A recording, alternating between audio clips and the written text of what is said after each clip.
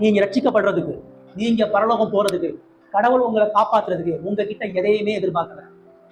ஏன்னா உங்ககிட்ட எதுவுமே இல்லை. உங்களால காப்பாற்ற முடியாது. நீங்க செத்த பணம் போல இருக்கிறீங்க. பணம் பேசுமா? பணம் எந்திக்குமா? பணம் மூச்சு விடுமா? பணம் சாப்பிடுமா? பணம் நலம் விசாரிக்குமா?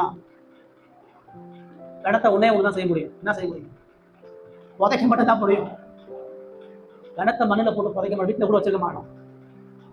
50 வருஷமா வளர்த்து தகப்பனா இருந்தாலும் எரிச்சாலும் செத்துட்டானா ஊரை விட்டு சுடுகாட்டெல்லாம் போட்டு புதைப்பாங்க. அப்படிதான் நீங்கள் நானும் கடவுளுக்கு முன்பாக நாற்றம் எடுக்கக்கூடிய செத்த பணத்தை போல இருக்கும். இதை உணராதவனுக்கு ரட்சிப்பு ஒரு பொழுதும் புரியாது.